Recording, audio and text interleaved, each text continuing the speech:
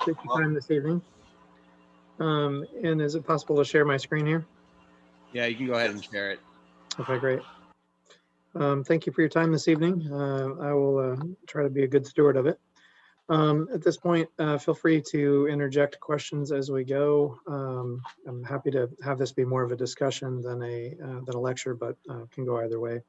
So, as the moderator had announced here, we are a multinational healthcare company based out of Houston, Texas.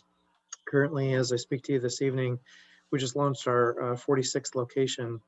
So the couple of slides are a little out of date here in terms of our numbers, but the discussion that we're going to have tonight is on physiologic insulin resensitization.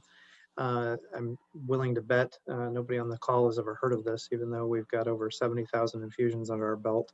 We're in multiple countries, and the technology that I'm going to speak to tonight has been walking the earth for the better part of 70 years.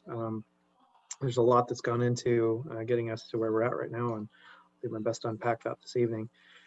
We have multiple brands that our modality is offered under, starting back in 2014 with diabetes relief. When we speak to metabolic disorder and the root of what causes glucose metabolism to fail, obviously diabetes is a logical outcome that we look at. But the reality back in 2017, the age management world and physicians that are really focused on looking sort of deeper into the physiology of the body, diabetes wasn't necessarily patient-based. Ultimately, Restore Metabolics was born. And then unless you spend any time in London or the Middle East, you wouldn't see any of our other brands. But Diabetes Relax is based out of London, England. Westall Support is the back office operating platform that serves all of these different brands. And then also Diabetes Relief Middle East, which is based out of Beirut, Lebanon, and really serves the Middle East population. So at the core, what we want to kind of talk through is this adjunct modality. And I want to be super clear right off the beginning, right off the bat here, that this is an adjunct. Unless you're currently licensed from us, you're not offering this. And this isn't going to replace anything that you're currently doing. This is definitely a new tool in your toolbox. And we'll kind of get to that. This is a precision infusion. If you think of an infusion as we're going to check some vitals, we're going to set a drip, come back an hour later, and you're good to go. That's not this. This is much more akin to titrating anesthesia. You want somebody just unconscious enough, but not too unconscious. And it's the same scenario here for the therapeutic range to accomplish what we're looking for. It's very specific titration, pressure, frequency, oscillation, all of it changes. So certification is done once every 2 weeks in our regional training locations, one based in Houston, Texas, the other one based in Layton, Utah. The site that you see on the screen here, the 3D scanned images of our Utah hospital location and Davis Hospital. This was originally designed to be a 20-chair infusion facility, and then COVID decided to make it a 10-chair socially distanced location. So this facility was a physical therapy practice that was basically retrofit. The size of this particular practice right here is 2,700 square feet, but we typically launch locations with a 4-chair infusion suite up to the one we're doing in Dubai is 500 chairs. So, but typically physicians will roll forward with a 4-chair, 6-chair, and 8-chair to get started, and you kind of see what it looks like here. The other thing that's important to note is this is not big hanging bags of solution or R2D2 units sucking people's blood out and filtering it or anything like that. It's a very elegant design, very small, fits in a bag, goes over a person's shoulder. Everything that's needed for this fits in a 20 ml syringe, and again, goes in the bag. So the person's completely mobile the entire time. And 5G internet, sit back, read a book, binge watch Netflix, talk to their neighbor, take a nap. It's a relatively peaceful kind of chill environment.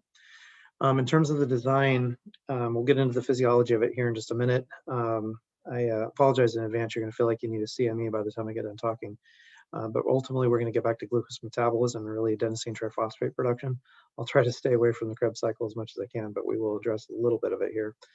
Ultimately, the second half of what this does is not only increase ATP production, but it also decreases full body inflammation. And I'll explain how that happens as well.